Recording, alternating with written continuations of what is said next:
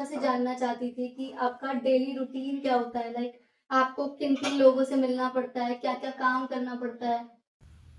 हमारा ये जो पहले स्कूल टाइमिंग तो 7:30 बजे से 1:40 तक हुआ करता था, वो ख़त्म हो गया। फिर प्रिंसिपल का टाइम हो गया, उसके पहले वो ख़त्म हो गया। अभी के टाइम में जयपुर संभाग में एज डिप्टी कमिश्नर उपायुक्त हमारा ऑफिस 9 बजे से खुलता है 5:30 बजे तक।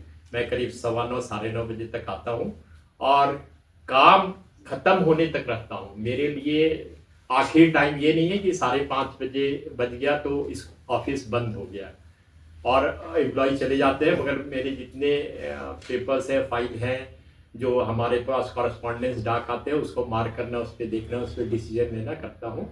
और उसके ख़त्म होने के बाद ही, और इस सब करते हुए कभी 6:30 7 7:30 8 भी बन जाते हैं। और मेरा जो टाइमिंग है वो वर्क ओरिएंटेड टाइम है, वर्क बेस्ड। जितना समय तक काम खत्म ना हो जाए तब तक इस मेरे लिए ऑफिस बंद नहीं होता है। तो इस तरह से मेरा काम चलता है। बीच में लंच ब्रेक 1 घंटे का होता है। बीच में कभी कभी जो विजिटर्स आते हैं, गेस्ट आते हैं, कोई एग्रीड होता है, जिसको कोई तकलीफ़ है, कोई शिकायत है, वो लोग आते हैं तो उनकी बातें सुनना, उसको नोट करना, यथासंभव नियमानुसार उसका निराकरण करना, ये भी कोशिश करता हूँ। एक प्रशासक के तौर पे ये केवल नहीं देखना चाहिए कि आपके लिए जो टारगेट है वो अचीव हो रहे हैं कि नहीं, बल्कि ये भी देखना चाहिए कि जो आपके साथ काम कर रहे हैं, आपके अधीन काम कर रहे हैं, वो भी अ, सुख संपन्न है कि नहीं, वो भी स्वस्थ चित्त के, प्रसन्न चित्त होकर के अपना काम कर रहे हैं कि नहीं। और इसके लिए बहुत जरूरी है कि उनकी कोई इस तरह की समस्या ना हो जिससे कि वो परेशान ग्रस्त हो। कोई भी शिक्षक, कोई भी कर्मचारी, कोई भी अधिकारी परेशान होकर के अपना कार्य अच्छे ढंग से नहीं कर सकता है। तो इसको भी कि परेशानी ना हो, कम से कम हो, नियमानुसार उनकी सहायता की जाए, इसका भी हम ख्याल रखते हैं। और रेगुलर पढ़ाई लिखाई बच्चों की हो रही है, एग्ज़ाम हो रहा है, स्पोर्ट्स हो रहा है, यूथ पार्लियामेंट हो रहा है, और सारे एक्टिविटीज़ जो हैं वो सब भी समय से हो रहे हैं कि नहीं, और क्वालिटी हो रहे हैं कि नहीं। आजकल एक नया स्कीम माननीय प्रधानमंत्री जी ने पीएम श्री स्कूल इम्प्लीमेंट किया है, तो जी वो सर। भी काफ़ी अच्छा है, ताकि स्कूल के जो स्तर है उसमें सुधार हो। एक अखिल भारतीय स्तर पे, एक अखिल वैश्विक स्तर पे हमारे केंद्रीय विद्यालय अपने आप को स्थापित करे, इसके लिए प्रयास है। तो इसमें हमारे शिक्षकों का, हमारे प्रिंसिपल्स का भी बहुत बड़ा योगदान है। तो इन सभी लोगों के वेलफेयर का, कल्याण का भी जिम्मेदारी मैं अपने आप ऊपर मान के चलता हूँ। करीब 75,000 बच्चे और 4,000 कर्मचारी का मैं अपने आप को एक तरह से नेता मानता हूँ, अगर लीडर मानता हूँ, इंचार्ज मानता हूँ, तो उनकी जिम्मेदारी मैं लेके चलता हूँ। मैं ये नहीं सोचता कि मुझे ये पोस्ट मिल गया है और मैं जो मन आए वो करें। मैं ये सोचता हूँ कि इतने सारे लोगों की जो जिम्मेदारी मुझे दी गई है, उसका सम्यक निर्वहन मैं कैसे करूँ, ताकि सभी लोग अमन चैन से रहें और अपने अपने कर्तव्यों का काफ़ी अच्छे से निर्वहन करें। अगर टीचर अच्छे से पढ़ाई कराते हैं, बच्चे के समस्या का समाधान कराते हैं, तो बच्चे सीखेंगे, पढ़ेंगे, अच्छे मार्क्स भी लाएंगे और ऊंचे लक्ष्यों को प्राप्त भी करेंगे। तो हमारा उद्देश्य इस तरह से है कि चीज़ों को केवल फाइल तक सीमित रख करके और रिजल्ट तक सीमित न रख करके वेलफेयर और holistic development of the students and welfare of the teachers तक लेके जा। जी सर, आपकी बातें बिल्कुल सही है। बच्चों को पढ़ाई के अलावा बाकी एक्टिविटीज़ पर भी उतना ही ध्यान देना चाहिए।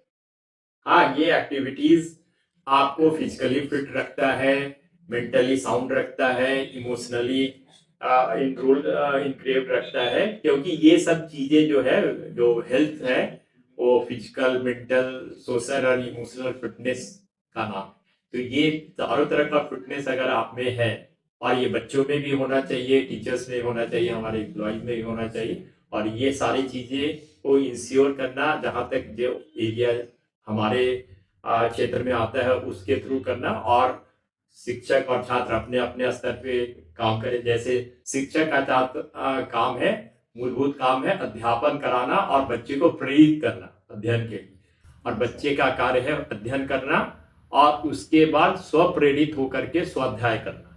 ये भी, क्योंकि अगर टीचर कितना भी कुछ कर ले, अगर बच्चे अपने से पढ़ाई करने के लिए तैयार नहीं है, तो वो बच्चा नहीं अचीव कर सकता है जो टीचर चाहते हैं। तो self regulation, self control for the students is equally important then the going to school. वो स्कूल तो जाते ही हैं, मगर इसके साथ साथ खुद से करने का। 5वीं तक, प्राइमरी तक बच्चे जरूर टीचर पे डिपेंडेंट होते हैं, मगर जैसे जैसे बढ़ते हैं उनको अपने आप पे डिपेंडेंट होना चाहिए।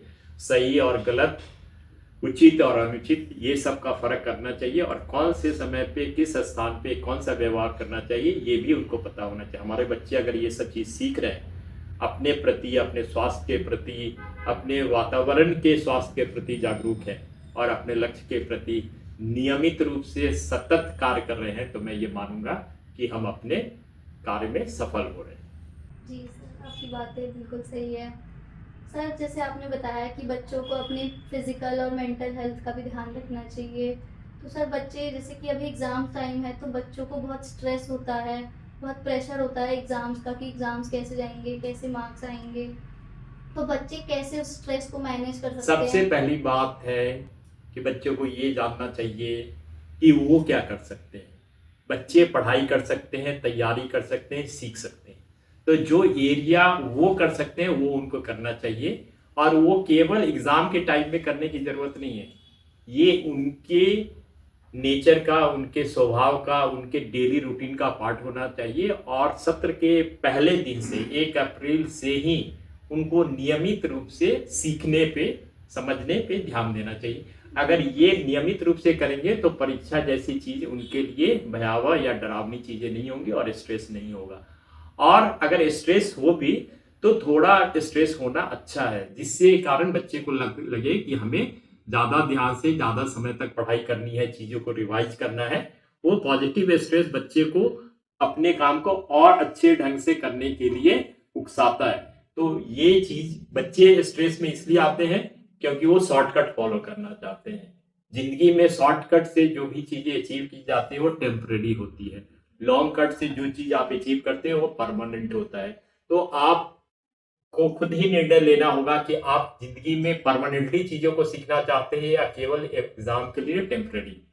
तो ये अगर डिसीजन, बच्चों में ये चीज जरूर, ये भाव आना चाहिए कि जो भी हम सीख रहे हैं, जैसे भाषा आप सीखते हो, जैसे आप गणित सीखते हो, जैसे आप सामाजिक विज्ञान सीखते हो, तो ये सब का उपयोग आज जीवन पर्यंत, लाइफ लॉन्ग होने वाला है।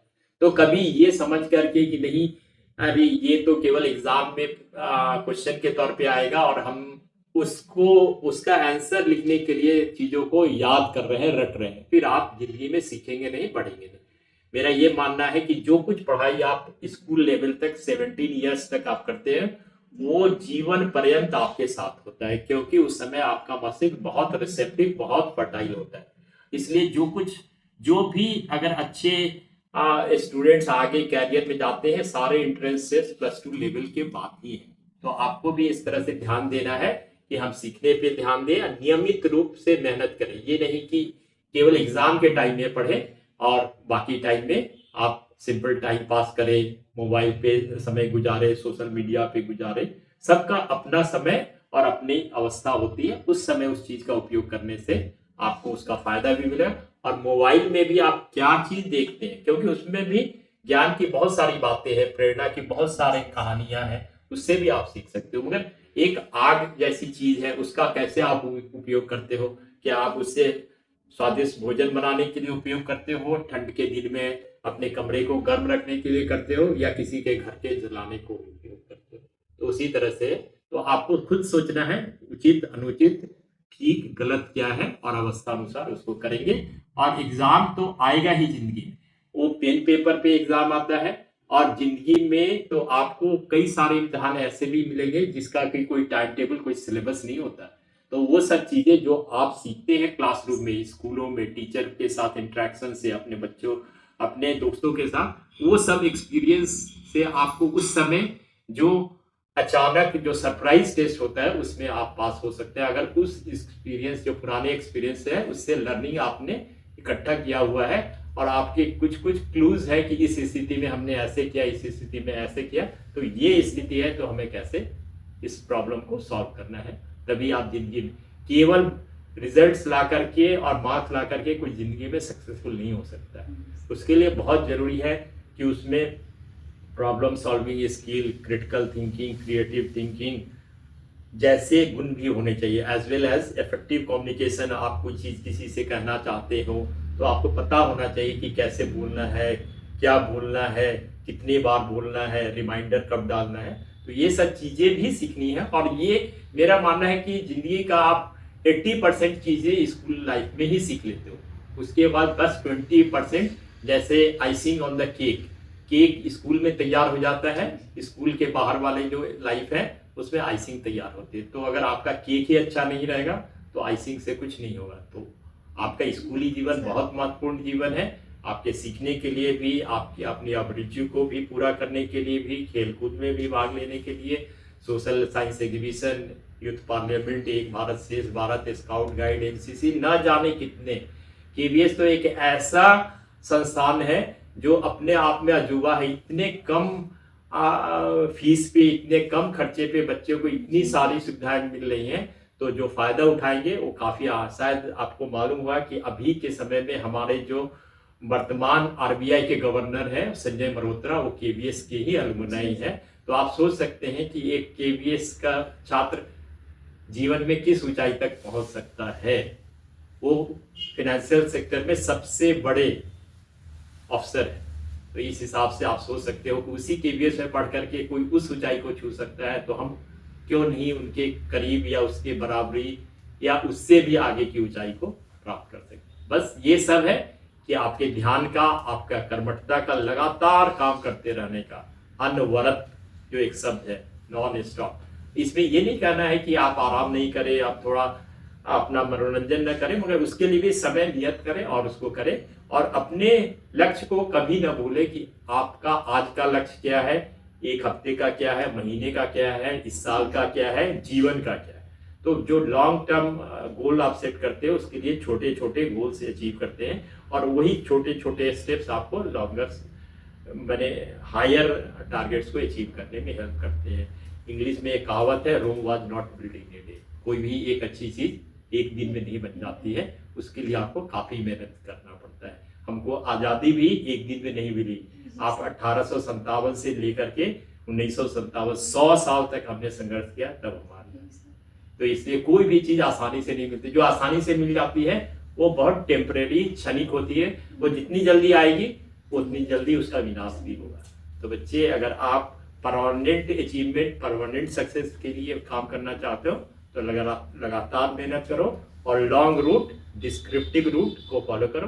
फिर जब आप सारे रूट्स जान जाओगे तो फिर आप इतने एक्सपर्ट हो जाओगे कि शॉर्ट रूट से भी, फार्मूला से भी आप प्रॉब्लम सॉल्व कर दोगे। मगर शुरू में बेसिक्स में आपको टेबल भी आना चाहिए, मल्टीप्लिकेशन भी, एडिशन भी, सबको करके तब आपको रिजल्ट पे पहुंचते हो, सॉल्यूशन पे। और जब आप सारे कुछ सीख जाते हो तब आपको शॉर्टकट भी सिखाया जाता है। जैसे बैंकिंग के सर्विसेज में जाएंगे तो कोचिंग में आपको शॉर्टकट्स भी बताते हैं, कैसे शॉर्टकट से उसी प्रॉब्लम को 1 मिनट में करते हैं। जो बच्चा नहीं जानता है वो 5 मिनट में करेगा, मगर उस शॉर्टकट को करने से पहले आपको लॉन्ग कट्स पूरे अच्छी तरह से आना चाहिए, तभी आप शॉर्टकट में अच्छी तरह से करेंगे। जी सर, आपने बहुत अच्छी अच्छी बातें कही और आपने बहुत अच्छे अच्छे विचार व्यक्त किए। मैं भी कोशिश करूंगी कि मैं आपकी बातों को अपनी ज़िंदगी में अपना सकूं, अपनी लाइफ में इम्प्लीमेंट कर सकूं। और एक बात मैं जरूर से कहूंगा, आप आदर्श और प्रेरणा सभी से लें, मगर उसको जरूर एनालाइज करें कि मेरी स्थिति में कौन से आदर्श और प्रेरणा सूट करेंगे, और आप उसको स्व अवलोकन भी करते रहें, इवेल्युएट भी करते रहें कि ये ठीक काम कर रहा है कि नहीं। तो आप अपने स्ट्रैटेजी चेंज भी करो। कोई फार्मूला, सक्सेस का फार्मूला कोई रिजिड फार्मूला नहीं, कोई किसी के लिए काम करता है, कोई किसी के लिए काम। बायोलॉजिकली भी आपको मालूम हुआ कि 2 ह्यूमंस इस प्लेनेट पे एग्जैक्टली सेम नहीं है, कुछ ना कुछ फर्क है। इसलिए किसी सक्सेस का भी फॉर्मूला हर एक आदमी के लिए एक जैसा होगा, पर कुछ चीजें बेसिक्स है। जैसे आपको मेहनत करना है, लगातार मेहनत करना है, टारगेट ओरिएंटेड मेहनत करना है, रूटीन बना के मेहनत करना है, ये कुछ तो यूनिवर्सल लॉज है। और कुछ चीजें हैं कि अब आपने टारगेट सेट किया है तो आपने अपने अंतर इच्छा के आधार पे टारगेट सेट किया है, या पेरेंट के प्रेशर के आधार पे टारगेट सेट किया है, या अपने दोस्तों का देखा देखी टारगेट सेट किया है, ये डिपेंड करता है। अगर आप अपने अभिरुचि का टारगेट सेट किया है और आप उसके लिए दिलो जान से मेहनत कर रहे हैं, तो आप दुनिया की कोई शक्ति नहीं है कि कोई आपको रोक सके।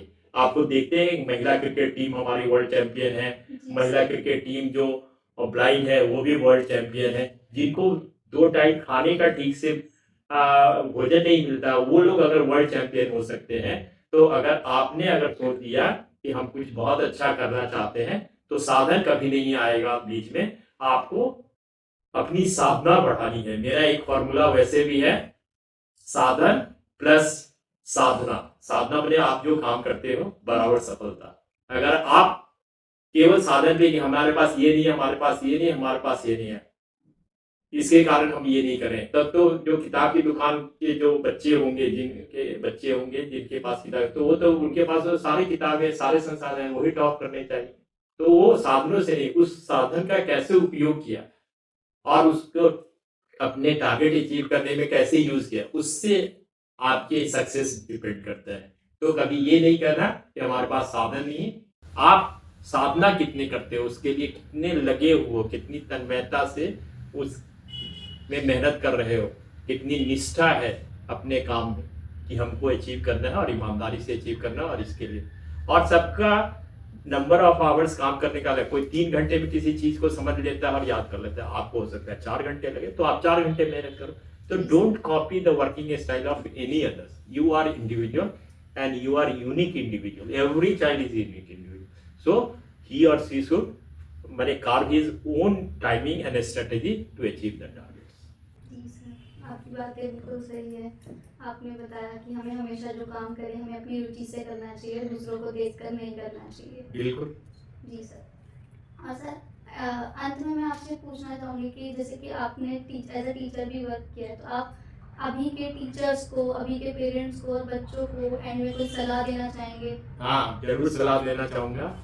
सभी के लिए एक सलाह है कि वो लोग धैर्य के साथ काम करें। पेशेंस एक ऐसा वर्ड है जिसमें आज मैं देखता हूँ सोसाइटी के हर एक लेवल पे इसकी कमी हो गई। पेशेंस इन स्टूडेंट्स, उनको instant coffee, instant noodle, instant Maggi, 2 minute में सब कुछ चाहिए। सबसे ज्यादा एग्रेशन उनमें है कि उनका अगर बात, उनकी चीजें 2 मिनट के अंदर नहीं पूरी की गई तो वो नाराज हो जाते हैं। कई बार खाना पीना तक छोड़ देते हैं, मोबाइल ले लिया तो बात भी नहीं करेंगे पेरेंट्स से। तो एक है कि पेशेंस, और दूसरा है कंसिस्टेंसी। माने कोई भी चीज आप करें तो ये नहीं कि आज कर दिया और छोड़ दिया, नहीं, उस पर लगे रहे। अगर आपको पता हो गया कि मैथ्स की ये किताबें, सिलेबस ये है, इसमें इतनी पढ़ाई करनी है, और टीचर नहीं भी आए फिर भी आप खुद से पढ़ने की कोशिश करें, समझने की कोशिश करें। आप ये समझ लें कि आपके टीचर्स नहीं है क्या, वैसे बच्चे नहीं पढ़ पाते जिनके टीचर ही नहीं है। अभी एक मैं न्यूज़पेपर में आया था जहां पे कि बच्चे ही दूसरे बच्चे को पढ़ाते हैं।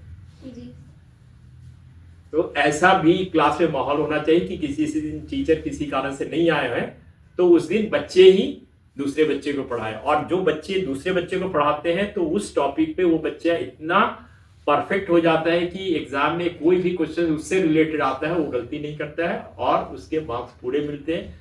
तो उस बच्चे को तो खुद का फायदा होता है और साथ में उनके साथी जो उस चीज को नहीं समझ पाए उनको एक्सप्लेन करके अगर समझा दिया तो उनको भी अच्छे होते हैं। तो दोस्त का मतलब क्या है, a friend in need is a friend in deed. समझिए। तो अगर सही में आप एक दूसरे के मित्र हैं तो आप उनकी अच्छे मन से सहायता कीजिए और आप बढ़े और साथ में अपने साथियों को भी लेके आगे बढ़े। क्योंकि सफलता का मजा तभी है जब आपके सफलता को शेयर करने वाला कोई हो। केवल आप माउंट एवरेस्ट पे पहुंच गए और वहां कोई नहीं आपको चीयर करने वाला, आपको प्रेज करने वाला, तो सफलता आपको उतना मजेदार नहीं लगेगा जब तक कि कोई आपको अप्रिशिएट न करे, आपके साथ चाट पकौड़े नहीं खाए, आपके साथ पेस्ट्रीज और समोसे न खाए, फिर उसका आनंद नहीं आता है। तो आप खुद भी बढ़े और अपने साथी को जो क्लास में है उनको भी हेल्प करें। स्पेशली जो डिप्राइव्ड सेक्शन ऑफ सोसाइटी है, जिनके पास साधन की कमी है, जिनके पास 2 टाइम खाने का भी अच्छे से नहीं है, जिनके पास यूनिफॉर्म भी रोज दिन बदलने के पैसे नहीं है, तो उनके प्रति भी एक सद्भावना रखना है और कोशिश करना है कि हम ऐसा काम करें कि जिंदगी में चाहे हम कहीं भी जाए एक संबंध बना रहे हैं। और वो ना हो कि आपके हेल्प से जो बच्चा डिप्राइव्ड है वो भी जिंदगी में कुछ ऐसा कर ले और जीवन भर आपका उपकार माने या माने कि दोस्त हो, तो ऐसा जो कि हमको इस तरह से प्रेरित किया काम करने के लिए, हमारी सहायता की मानसिक रूप से भी और आर्थिक रूप से भी। तो मैं आज इस स्थिति में यहाँ पे खड़ा हूँ और दुनिया में एक स्थान बना रहा, ये बहुत बड़ी बात होती है। तो दोस्ती तो बहुत बड़ी चीज कर सकती है। जो शक्ति माता पिता में नहीं है, टीचर में नहीं है, वो शक्ति दोस्ती में है। तो उस दोस्ती की शक्ति का भी अगर सही से उपयोग किया जाए तो बहुत सारी समस्याओं का समाधान। और जहां आपको कंफ्यूजन हो कि आप कम उम्र के हो, अनुभव कम है, तो आप जरूर अपने टीचर से संपर्क करो कि सर या मैडम हमारे पास ये प्रॉब्लम आ रहा है, इसका सॉल्यूशन क्या होना चाहिए। बशर्ते मैंने सोशल मीडिया पे आप लोग सॉल्यूशन ढूंढते हो, इंस्टाग्राम में, फेसबुक में, एक्स पे, तो उससे ज्यादा है अपने टीचर, क्योंकि टीचर आपके उस लाइन पे, टीचर आपको देख रहे हैं, टीचर आपके फैमिली बैकग्राउंड को जान रहे हैं, तो वो आपके बहुत करीब है आपके समस्याओं का सही समाधान देने के लिए। तो गर्ल्स है, कोई आपका उससे रिलेटेड प्रॉब्लम है तो मैडम के पास जाइए, जो कुछ एकेडमिक से प्रॉब्लम है तो आप कोई भी टीचर के पास जाइए। तो इस तरह से आप, तो स्कूल तो ऐसे जगह है ना कि अगर आपने सही अच्छे से मेहनत किया और मैंने अपने टीचर का रिस्पेक्ट किया तो आप पे इतने ज्यादा ब्लेसिंग्स बरसेंगी कि आप कभी सोच भी नहीं सकेंगे कि हम क्या थे और क्या बन के निकल रहे हैं। तो आप अपना काम तो कीजिए, साथ में टीचर का भी आशीर्वाद, उनका सम्मान करके, उनकी आज्ञाओं को पालन करके प्राप्त कीजिए। जब उनकी भी शुभकामनाएं आपको प्राप्त होंगी, उनके आपके माता पिता की शुभकामनाएं प्राप्त होंगी और आप सच्चे मन से अपने लक्ष्य के तरफ काम कर रहे हैं, तो कोई कारण नहीं है कि आप सफल ना हो। केवल अपनी मेहनत से आप सब कुछ कर लेंगे ये संभव नहीं है। उसके साथ साथ शिक्षक का सहयोग, शुभकामना, और माता पिता तो आपके साथ ही है, वो तो देते ही है, मगर माता पिता को भी कभी कभी बच्चे इस तरह से रिएक्ट करते हैं तो कभी काफी चोट पहुंचती है, वो माता पिता ही जानते होंगे। तो इसलिए थोड़ा सा उनका भी ख्याल रखना चाहिए कि हम क्या बोल रहे हैं और कैसे बोल रहे हैं अपने माता पिता के प्रति, अपने शिक्षकों के प्रति, ताकि उनको भी लगे कि नहीं, मेरा बच्चा केवल किताब पढ़ने के लिए नहीं, जिंदगी को कैसे जीना है ये भी सीखने के लिए स्कूल में जा रहा है। जी सर, आपकी बातें बिल्कुल सही है। हमें एक अच्छा दोस्त भी बनाना चाहिए जो हमेशा हमारे साथ रहे, हमेशा हमें एप्रिशिएट करे, हमें मोटिवेट करे और आगे बढ़ने के लिए प्रेरित करे। और साथ-साथ हमें अपने पेरेंट्स और हमें अपने टीचर्स को भी हमेशा आदर करना चाहिए, उनसे सलाह लेनी चाहिए, उनकी मदद भी हमेशा करनी चाहिए। Thank you so much sir. Sir, आपने हमें इतनी अच्छी-अच्छी बातें बताई और आपने अपने कीमती समय में से वक़्त निकाल कर हमसे बातचीत की। थैंक यू हर्षिता, आपका 11th क्लास है। मेरी शुभकामनाएं आपके लिए और आपके समस्त साथियों के लिए जो सेशन एंडिंग एग्जाम में अपेयर हो रहे हैं, साथ में आपके सीनियर्स जो 12th बोर्ड एग्जाम दे रहे हैं, आपके जूनियर्स जो 10th बोर्ड एग्जाम दे रहे हैं, सभी मेहनत करें और अच्छे एग्जाम में अच्छा करें। और एग्जाम में अच्छा करने से भी ज्यादा जरूरी है जीवन में कुछ अच्छा सीखते रहें स्कूल में रहते हुए, जो आगे के जीवन में उन्हें काम आए। धन्यवाद, thank you. I hope sir की सारी बातों ने बच्चों को बहुत प्रेरित किया होगा और बच्चे, टीचर्स सभी अपनी सारी सर की बातों को अपने जीवन में इम्प्लीमेंट करें।